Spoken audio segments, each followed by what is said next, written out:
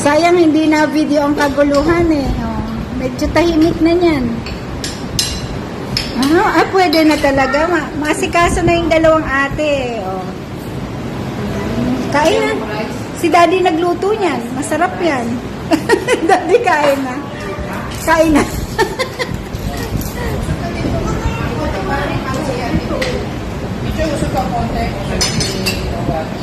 Yan. Ate Bichi magaling na mag-assist ng mga cousins eh. Lalo na yun, no? Oh, pwede na. Bidya, baka mangayayat ka. Kain ka natin.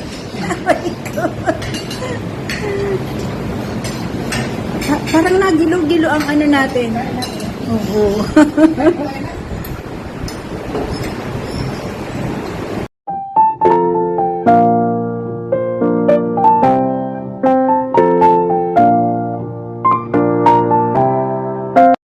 Sa kusina. May natutunan po akong hacks.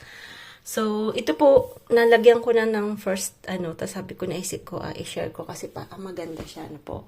So, normally, puting-puti na po yan. Kasi, syempre, yung pag naghugas, hindi na mamalayan po, may maraming na-stack na water dyan, po. So, usually, syempre, wood po to. Wood po yung linagay namin. So, syempre, yung parang nababago po yung kulay ng wood. So, may nakita lang ako. So, mayroon po akong oil, no? That's coconut oil. Tapos, ang dami ko pong balsamic na vinegar. Kasi hindi namin masyadong ginagamit yung balsamic. So, galing pa tong Italy. Wala lang tayo. So, nakakatuwa kasi wala na, paubos na rin. Nabili ko pa to yata sa Reunion. Parang ganun. So, parang galing po siya sa Pinas. So, lalagyan po lang ng balsamic. Tapos, pwede pong olive oil. Yan, olive oil. Or coconut oil na po. So, dito kasi sa amin, marami po yung olive oil. So, sa atin, sa Pinas, marami sa atin ha. Yan. Tapos, yan po yung lalagay natin doon. Linagyan ko yan.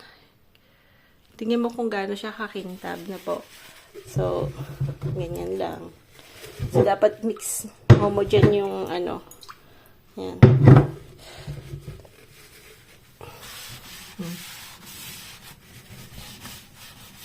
So, kailangan yan.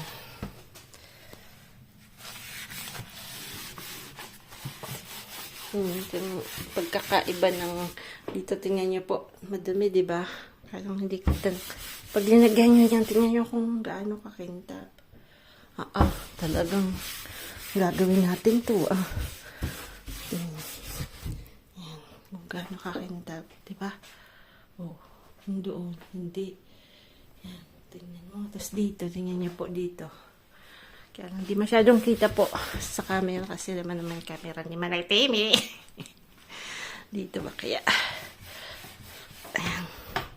Tapos kanina, iba na yung amoy ng Yan, ganun din po. Vinegar, water, tsaka kayo po kasi kaming merong orange, no? First orange. So, yung zest nun, yung pinakabalat lang po, no? Yung kukunin nyo. Tapos, iaano nyo po ng almost, ako ilang minutes lang, 20 to 25 minutes ko lang. Iba na po yung mabango na ulit yung natin. Yung oven na po. Kasi syempre, pag nag-bake ka ng mga, kung lalo na kung fish. So, nag-iiba po yung amoy. Yan. Tingnan nyo po, balsamic oil, olive oil, tas coconut oil. Yan. So, gagawin ko na tong amin na po. So, sana pag ganun po, pagka may nakita ko yung hacks na parang gusto nyong gawin, konti lang muna gawin nyo. Tapos, continue, gawin nyo po sa isang, parang, furniture na luma na hindi mo masyadong lab na po. So, parang, try nyo po sa ganon. So, ako na-try ko na po yung coconut oil, pero hindi ko alam yung balsamic na vinegar. Yung iba nga vinegar lang nilalagay kung wala silang balsamic. So, vinegar lang kasi nagre-restore pala yun ng wood na po. So, bali, minimix lang nila yung vinegar tsaka yung oil. So, it's kahit anong vinegar na po. Pero, kasi yung balsamic may konti siyang kulay. Siguro. Kaya, kung wala po kayong balsamic, no worries na po. So, pwedeng any kind of vinegar. Yan. So, ako po ay wala kasi si Frank. Pero nandito po si Sam. Wala siyang pasok until tomorrow kasi meron po siyang tatanggalin na yung braces niya. So, yan.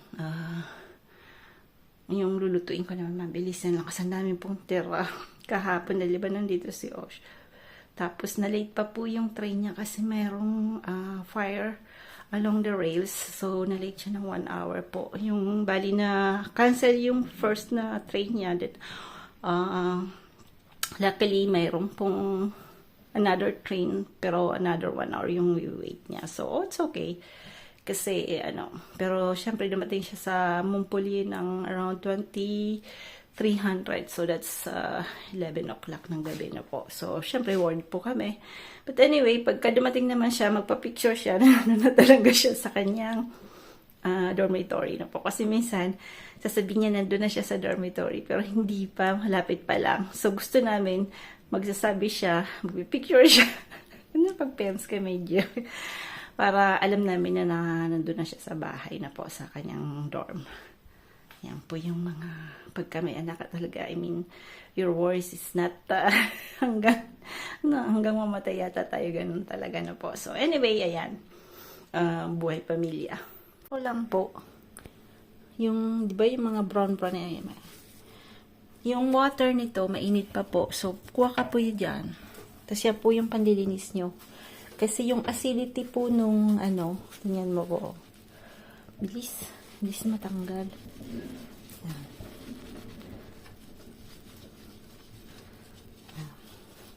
Tapos, ang bango niya, ang ingredients lang niya, water, yung oranges, pwedeng lemon. So, then after vinegar lang na po. Yan. Tapos dito. Kasi syempre, yung namin, lagi po tayong gumagawa ng tinapay, di ba? So, syempre, parating, magagamit natin itong mga torsyong. So, torsions. Nakikita niyo kung meron pa, di ba? Meron pa dyan. So, kunin lang ulit yun. Pero, lilinisan niyo muna dito, no? Bago niyo inaunaw doon. Kailangan, malinis din naman yung sponge mo kasi, di ba? Punisang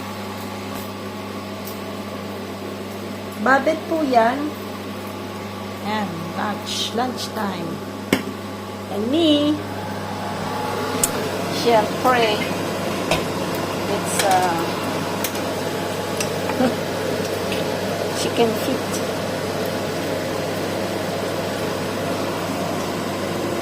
I love chicken feet.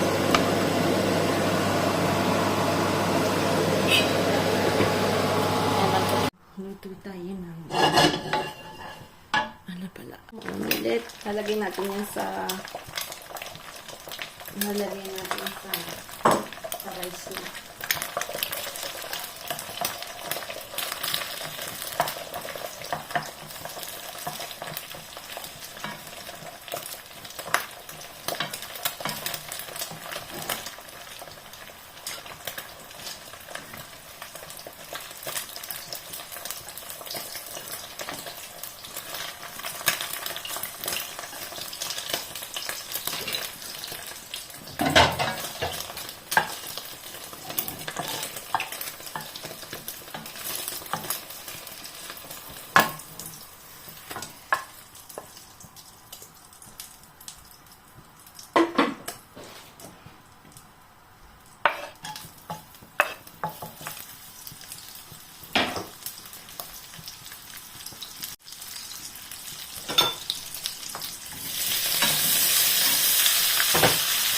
Ilagay natin ang ulo kasi para may lasa na po. Ito wala yan. May lasa yung rice. Nasa ulo kasi yung nagpapasarap talaga. Lagyan na natin ng chorizo. Lagi po kayo may chorizo. Lagyan na natin ng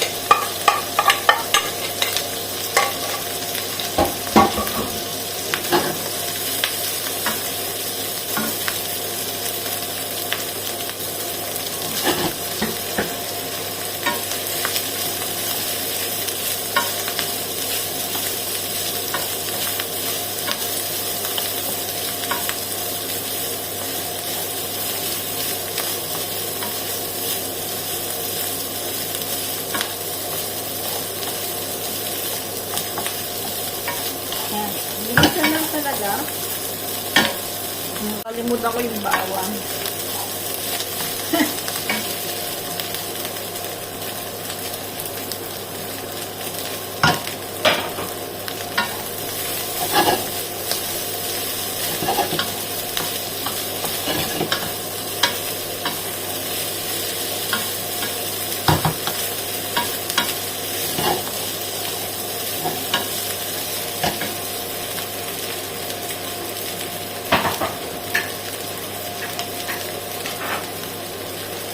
Yan. Ready to eat na. Diba? Ready to eat na.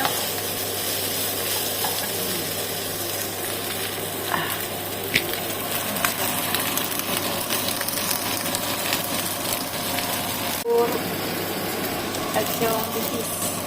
Madami pa akong magluto ng bikis nung nung tag nito.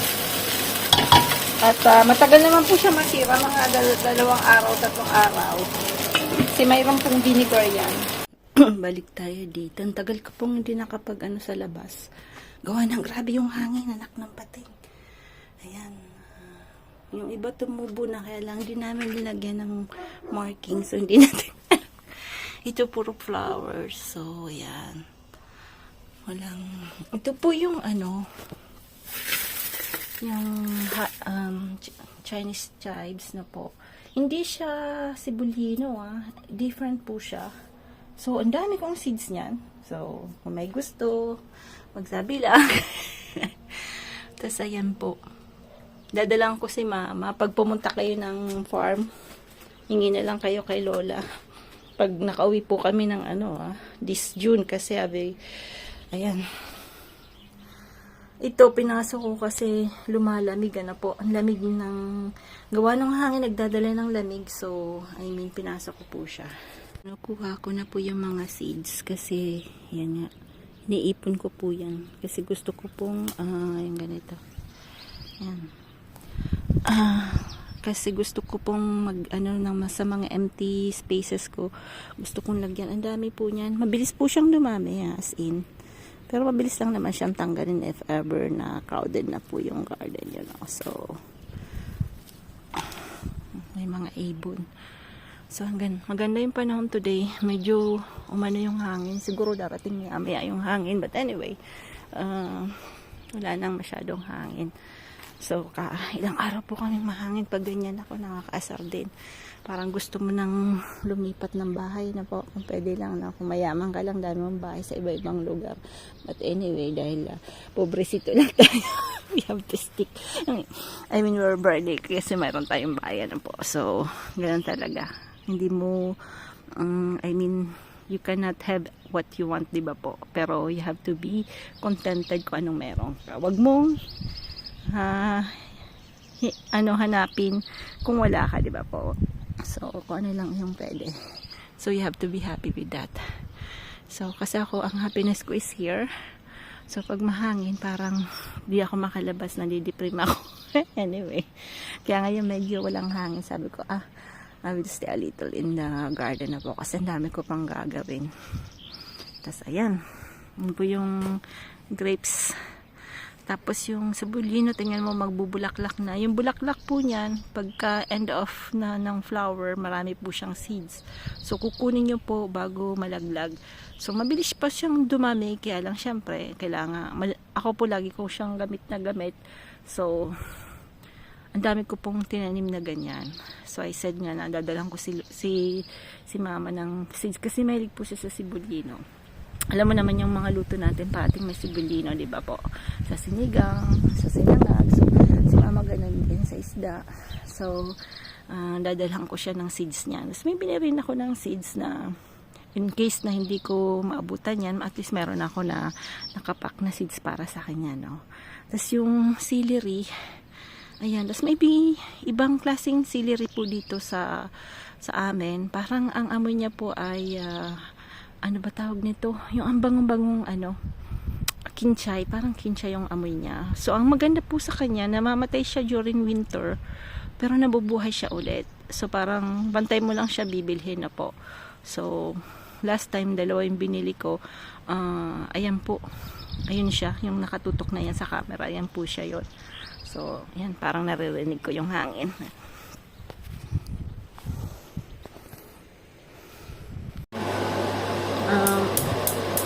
Parang konting curry lang na po para kay Samnam.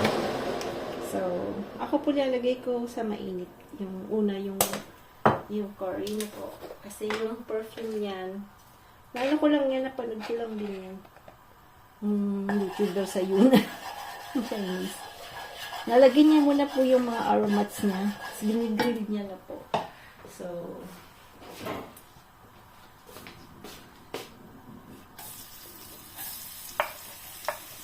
ano lang yan na breast kay Sam. Patatas.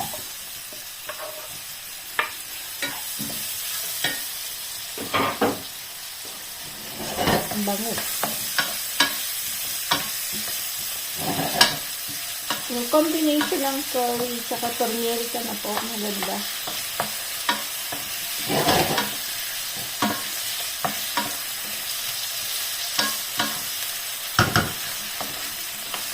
Lalagyan natin ng chicken cube paste.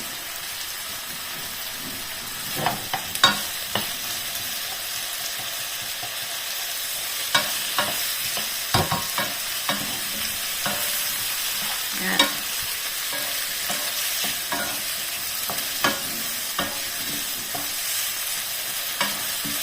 Lagyan din natin ng konting anghang kasi isa na isang anghang.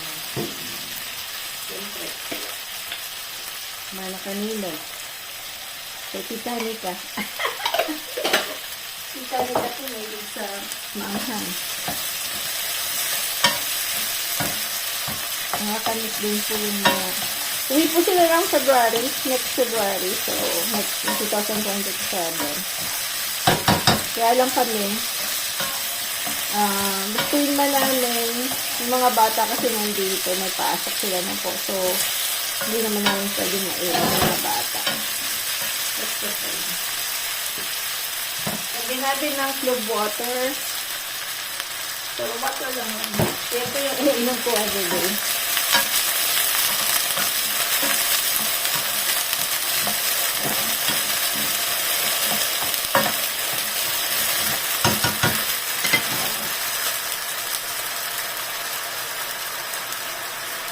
Banyak po yung ano.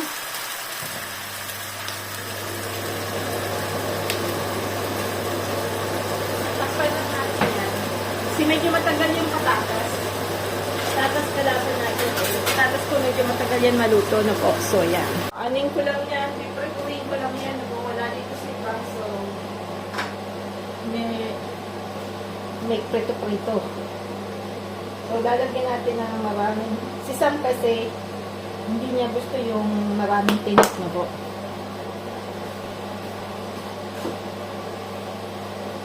Sabi ko nga sa kanya, mahilig siya mag-fishing. Dapat alam niyang kainin yung mga ganyan. Mas matalo pa siya ni Osh. Si Osh po kasi nakakakain siya ng mga ganito. Ganyan yung tamban, sardinas, gano'n. Si Sam hindi. Ano naman, pag nag-anak ka, hindi mo talaga, kahit parehas mo siya yung pinalaki, talagang may lalabas na medyo mas mas masaya. Yan.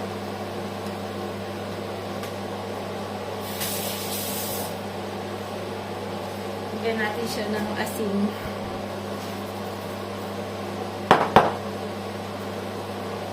Hindi malabas. Yan.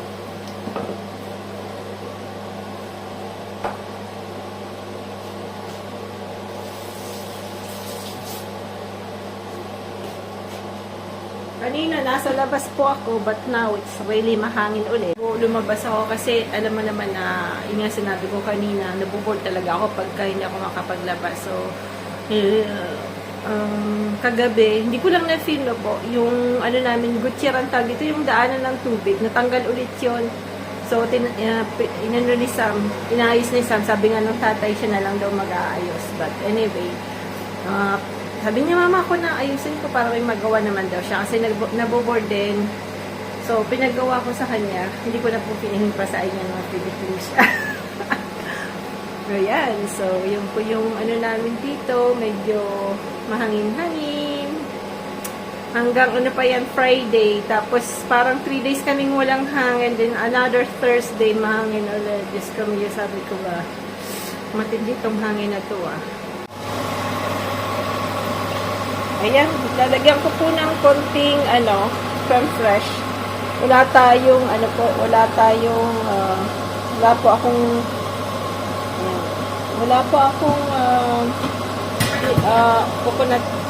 coconut milk. Ayan. Pwede pong yogurt. Kasi yung mga, sa India, puro yogurt nilalagay nila, mga yogurt po yung mix, mahilig silang gumamit ng yogurt. So, you can use then yogurt. Yung, nature po, yung wala syempre perfume. Unperfume na yogurt. Ayan. Tayin na natin kasi luto na siya. At, lagyan natin ng kuntang ingredients. Tamban. I love fish po, no? Mahilig pa ako sa isda, so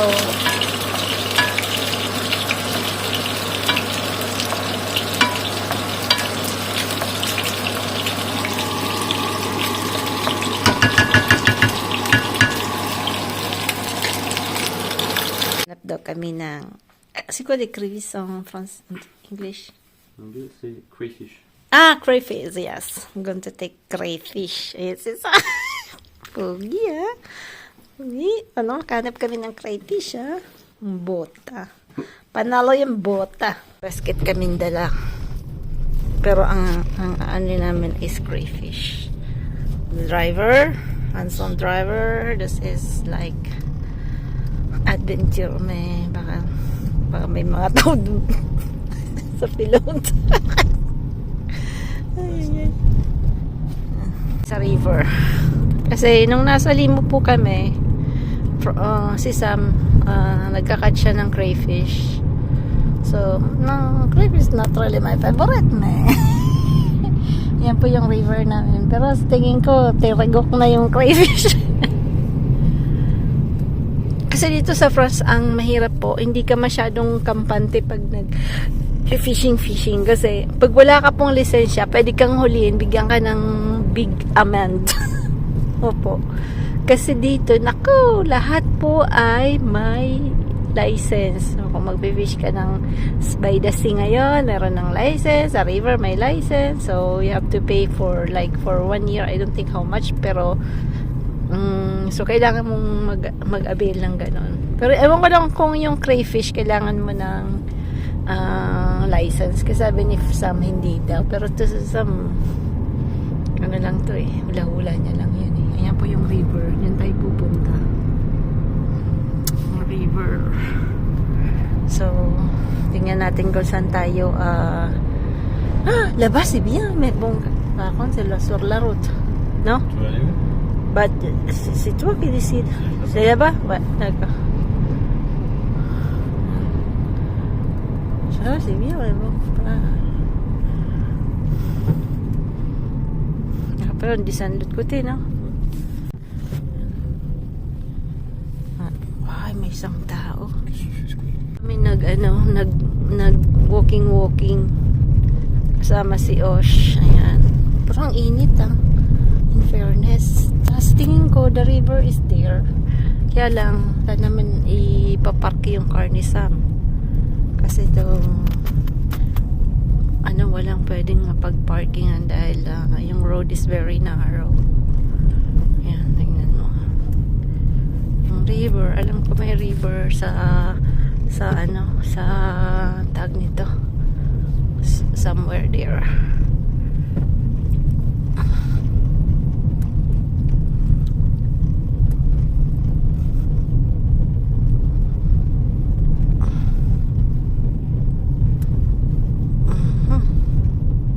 Ang daming mga flowers na savage.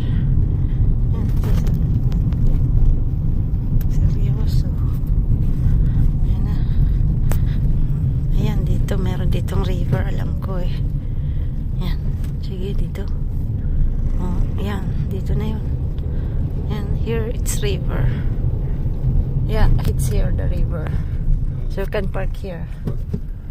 After, ayan. Tingnan natin dito. Baan. Yan yung river. Walang baba. Doon sa kabila siguro. Saan tayo baba? Walang babaan. Tingnan natin dito baka may babaan. Pitet laban, no? Yapat.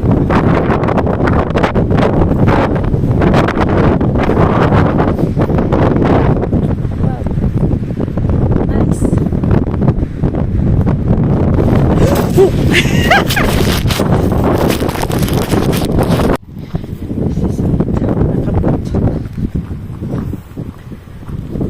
Sila? Sila? Okay.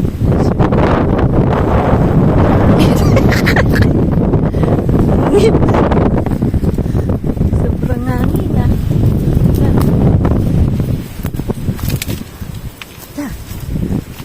Peta.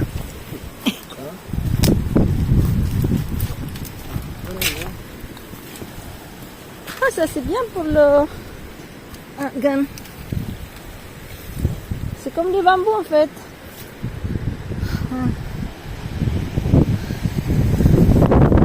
Yung river, ano? Ogo. Sisap ng increase. Pero parang wala. Ha? Love you? Ha? C'est dans la terre, non? Ou c'est sur les cailloux?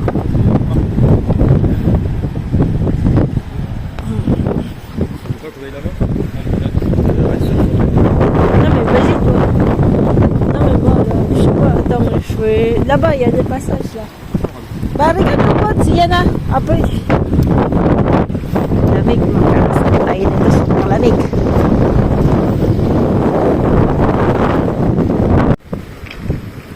Ang dami oh.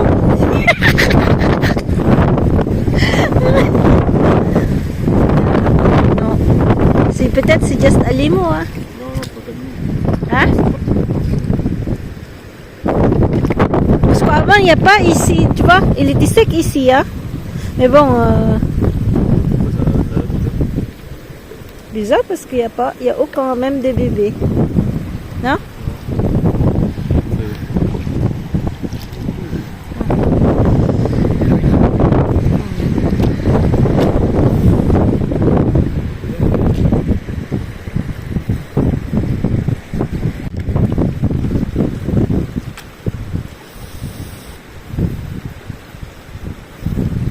No? Ali mo kung sa lab kung saya na. Okay. Tatya na po.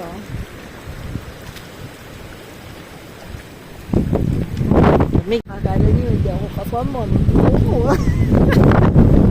Lamig, ah. Punong ng rio. Yan, dito kami ni Sam. Nagtanong po ako doon. Tinulungan niya po akong, mag-traverse. Tapos kumuha ako ng ganito, mga red. Kasi I love that. Mga brick. Looking for that. Ano naman si Manay, kailangan may bit-bit. Diba? Bit-bit-bit.